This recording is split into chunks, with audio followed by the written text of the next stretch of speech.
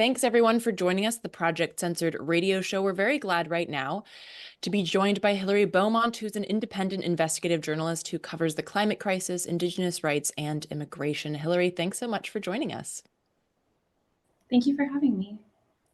So I want to start with a report that you filed in February of this year with High Country News about solar geoengineering, i.e. balloons launched into the sky to release sulfur dioxide, as you write, a gas that has a cooling effect when erupting volcanoes release it. Now, at first blush, listeners might notice several red flags here, but the one that you start off by focusing on, which I think is really interesting and important, is tribal consent. Something that this country and the corporations which own them has a rather worthless track record on. So I'm curious, starting off with this, with launching balloons like this, is there any kind of regulation regarding informed consent of not just tribes, but also non-tribes?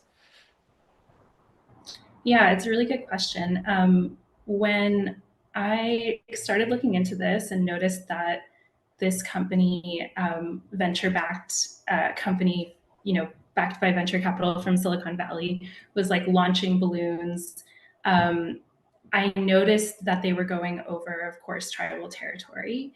And I just got curious about whether they had contacted tribes, both in Baja, Mexico, and also in Northern California and Nevada.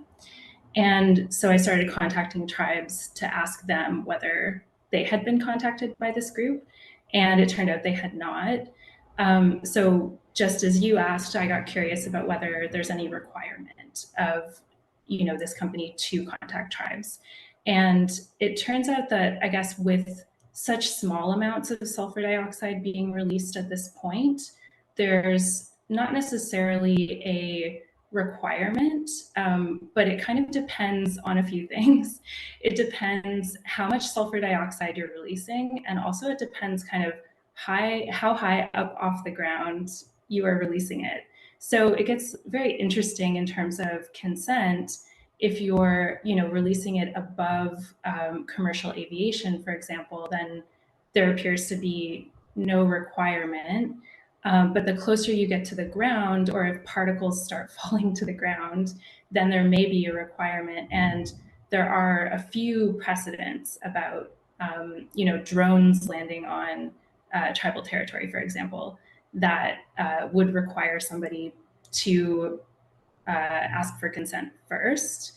And also, if you are starting to release larger amounts of sulfur dioxide or other chemicals, then there would be a requirement to contact and consult with tribes first. Yeah, and I also find it interesting in the article, you note that there isn't actually legit science to back up the idea that releasing sulfur dioxide balloons would actually have positive effects in mitigating climate change, and that it could come with a lot of nasty side effects, in fact. Could you talk a little bit about that side of it? For sure, yeah.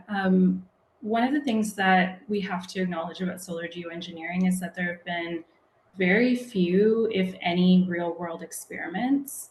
And this company is embarking on a real world, what it calls an experiment, but what scientists would say is not an experiment. They're not taking, proper measurements. They're not, sharing that data in a way that it can be peer reviewed.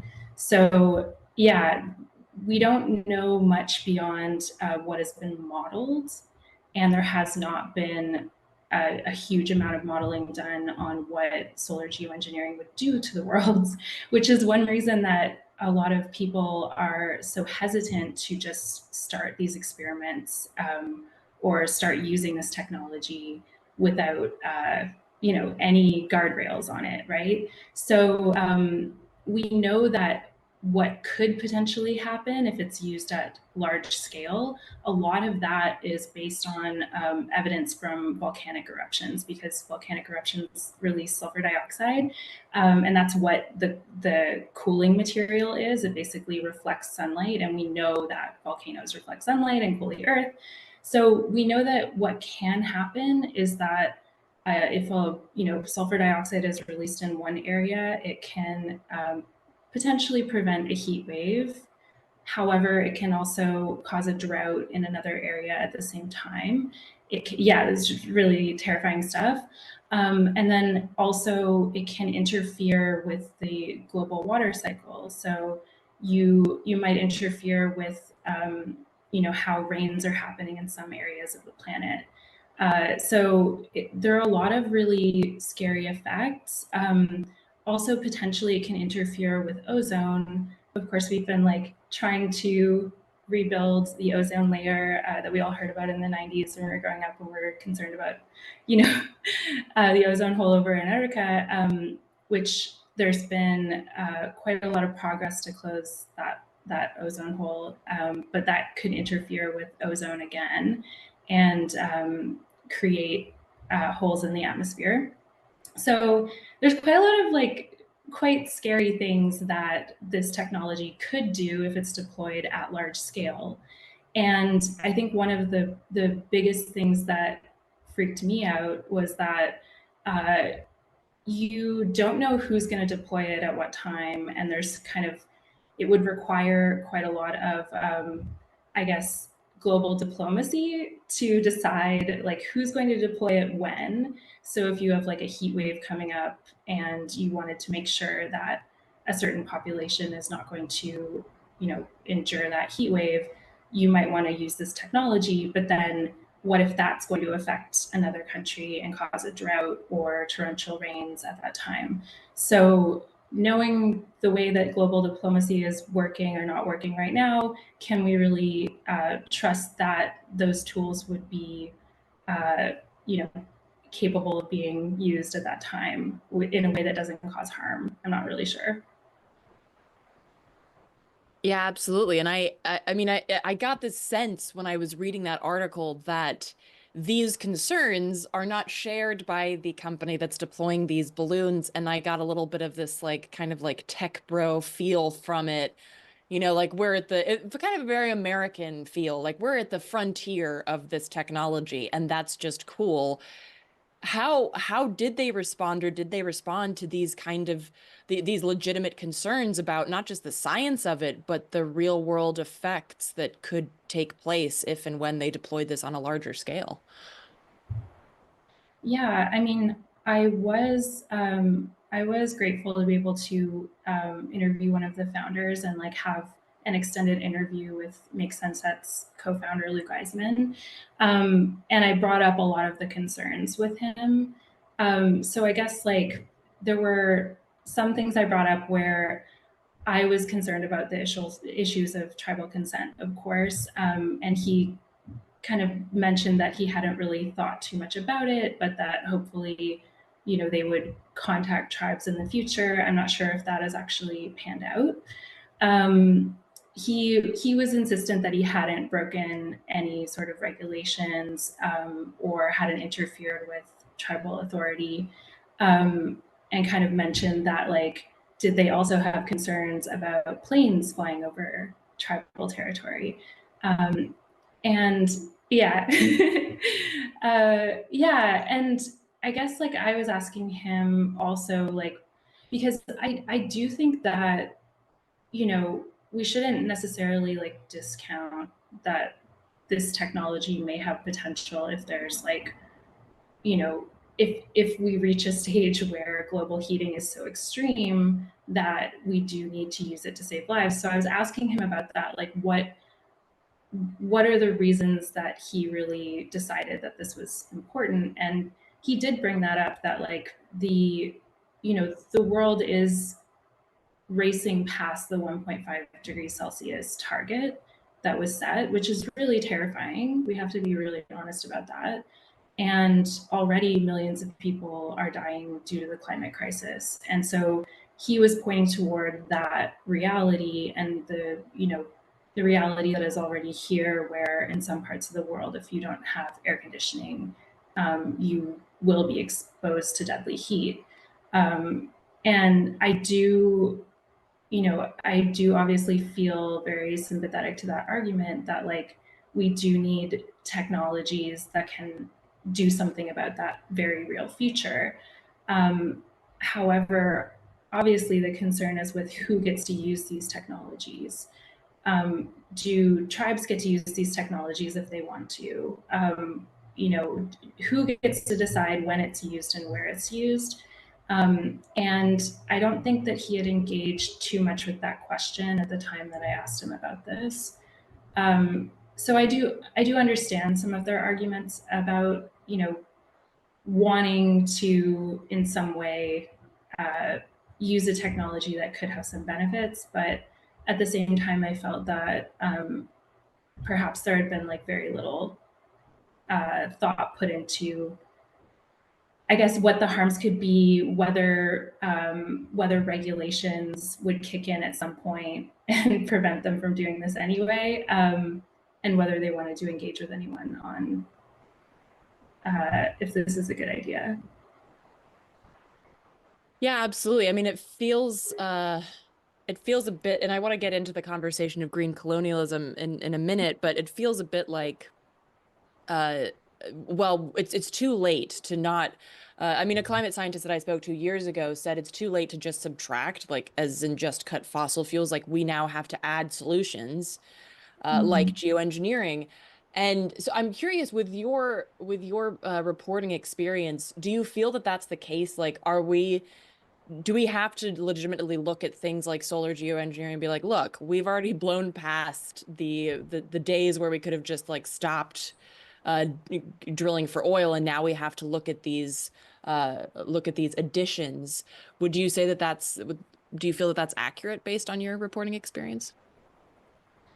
Yeah, that question is something I am constantly revisiting, honestly, to try to determine kind of like where we are in this transition that needs to happen.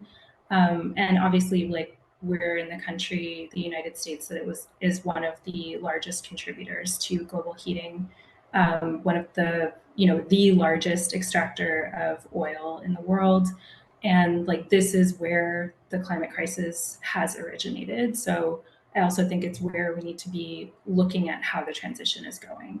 So, I mean, we know that, first of all, Biden has approved more oil leases than Trump even. We know that, oil extraction is continuing. We know about, natural gas exports as well. Like we have to be really honest about where the climate crisis is originating and how much extraction is still ongoing. That said, we also need to look at the technologies that are being deployed right now, and there are actually like very hopeful things happening in terms of the clean energy transition in the U.S. When it comes to solar and wind deployment, offshore wind. These are uh, going at a very fast pace, actually, and the Inflation Reduction Act is helping push that forward by investing in a lot of these clean energies and specifically making them on par in terms of the cost with fossil fuels, with coal and natural gas. Which, sorry, natural gas. By that I mean fossil gas. Natural gas is like an industry term. We know all about that. But yeah, basically the transition is happening quite fast. Like EVs are starting to go from the fringe to the mainstream. Like a lot of the technologies that we need to be deployed are being deployed, but at the same time, extraction of fossil fuels is continuing, and so that really does concern me about the transition. And obviously, we are going to go past 1.5 degrees Celsius by 2027. This year, there are some parts of the world that have already gone past 1.5 because of El Nino. So, yeah, we're at a really scary time, but I do sometimes try to look at the hopeful things that are happening. Well, and I want to get into that because not that I want to rain on anyone's parade, but it's kind of Yeah, also what I do. yeah, Um, let's go there. the green colonialism aspect of this, right? Like so, we've talked about it on the show before. I'm from Sweden, and Sweden has um found lithium in the north, which is the indigenous land called Sapmi. It's the home of the Sami people, the indigenous of the far north, which constitutes part of Norway, Sweden, Finland, and Russia. historically. But hey, I'm sorry that we have to ruin your way of life because lithium. Also, they've been deforesting, and this is like in the Arctic Circle where it's, I mean, all ecosystems are fragile, but like if we're talking about the most fragile, it's definitely up there. They're engaging in a lot of deforestation to create things like wind farms. So, but you have to just accept it, shut up and accept it because it's green energy and it's important. So I want to get to that part of it too, because when it comes to tribal consent or when it comes to just like the perpetuation of colonialism, it seems like this transition that should be good, that should be positive, is also tarnished and soaked in the history, the very violent history of colonialism. Could you talk a little bit about that part of it where it's like, yeah, we should be transitioning, but like at what cost? And how does this just merely replace fossil fuel colonialism with green energy colonialism? Yeah, I love that you brought up lithium mining. I didn't know about that project, and that's very interesting to hear about. There was also a lithium mine in Nevada that um, violated tribal consent. There are tribes there who are really concerned about um, how this lithium mine, an open pit lithium mine, is going to interfere with burial sites at a site of a massacre. um, this is something that's so important in the Western US, where, I mean, obviously, right across North America, there's been genocide in various ways through boarding schools, through massacres, you name it, you know. But in the West, especially, there have been many, many massacres during the gold rush era, and lithium mining and other kinds of clean energy mining are really renewing that gold rush era. This kind of like rush for land, rush for minerals, continuation of extraction. So it is kind of igniting those same kind of conversations. At the same time, though, I think that like a lot of tribes have embraced renewables for themselves and for their own territories, which is like a wonderful thing. And I think also we need to kind of remember that it's not tribes who are the main people who are opposing renewables.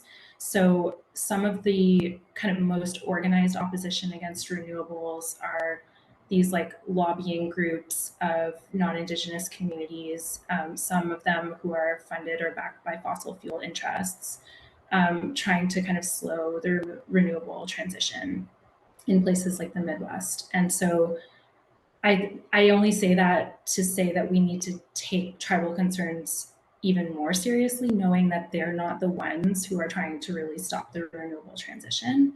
So when tribes do bring up concerns about, companies entering their territories or, former massacre sites, they're not just bringing up these concerns for the sake of complaining. They're literally saying like, this has been happening for so many generations.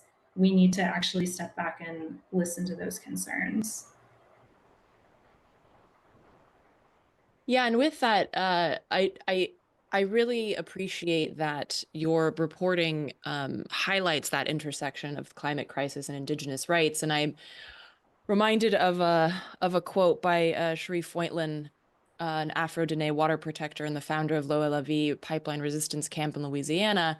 And she said to me during an interview once, Indigenous leadership is the single most important thing in this movement. And I'm not saying that as a beautiful or heroic idea. I'm saying that our blood has been here the longest, we've been fighting the hardest, and we know it the best. We know how to survive.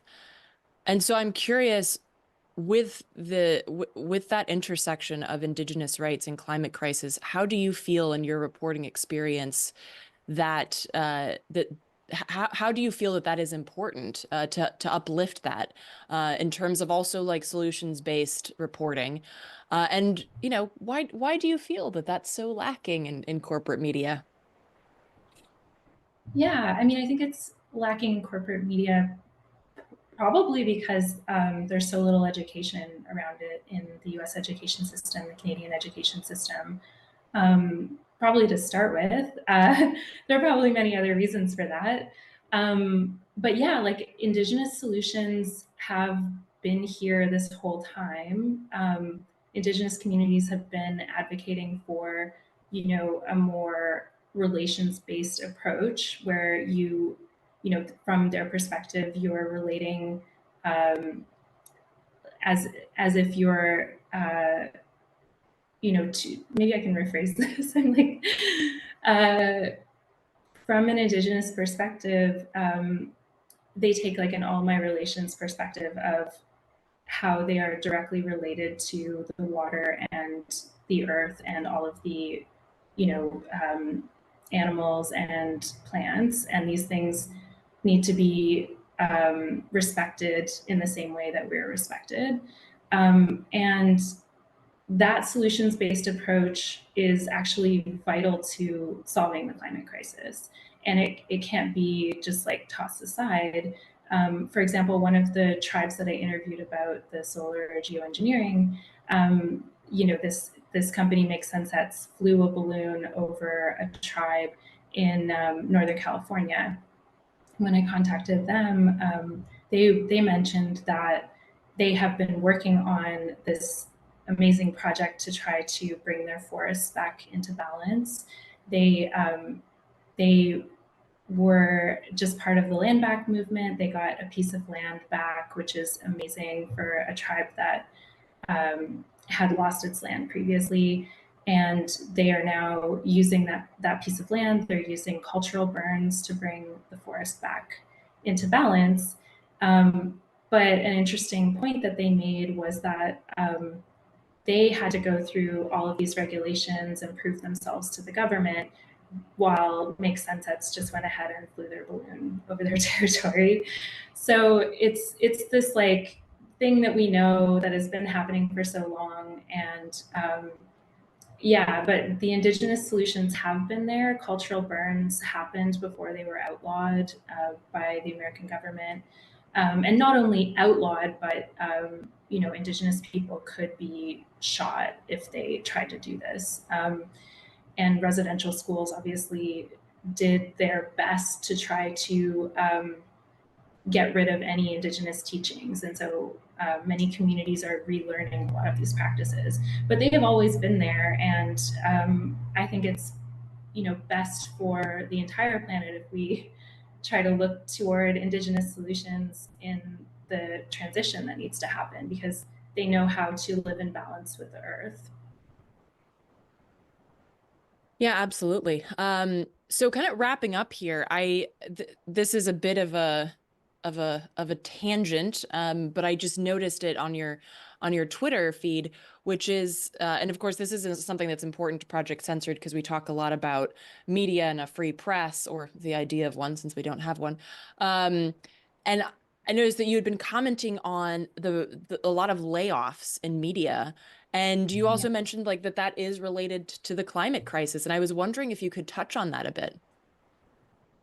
Yeah, I mean, I think that the decimation of media over time, I mean, like there have been so many layoffs like over the years, but this year was particularly intense, I think. And I saw some of my former colleagues at Vice be laid off in a like very I don't know. I felt like they weren't treated very well in the layoff process, and I just really felt for them, having worked there previously too. And it's not limited to Vice; it's like right across the media ecosystem in the U.S. and Canada, and many other places.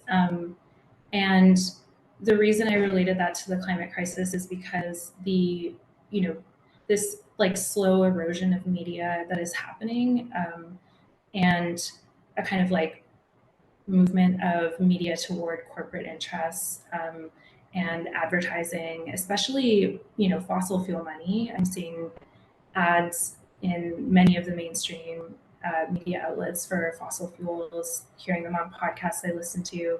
It's really disappointing, but the outlets that don't take fossil fuel money, there are many wonderful ones, like The Guardian, for example, but like the problem is that when you see this erosion of media, there are fewer journalists who are available to, I guess, like create more government accountability, call out corporate interests, and push back against these, this fossil fuel extraction that is ongoing, and kind of like point the public toward what the real problem is.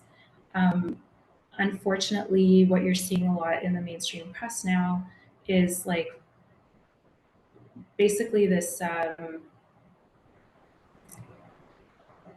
idea that fossil fuels are part of the solution or part of the transition is working its way into corporate media quite often. It's very, very disappointing to see that. And I feel like, yeah, unfortunately, like um, also thinking about like COP24 and how many fossil fuel interests were part of the climate negotiations. Um, I just feel that there are so few media outlets who are willing to and available to question these fossil fuel interests. And so it makes me honestly feel very sad when I'm going out to like report another climate story and knowing that like if we had a more vibrant press with no fossil fuel advertising, then potentially this transition would be happening a lot faster. Yeah, absolutely. And that's of course why a truly independent press is necessary. You can't have a free press unless it's an adversarial press. Mhm. Um, so Hilary, thank you so much for taking the time to sit down with us. What's the best way for people to follow your work? Yeah, I'm at Hilary Beaumont on both Instagram and Twitter. Trying to use Instagram a little more. Yeah, but I can be found on both those platforms. Awesome. Thank you so much. Appreciate it. Thank you.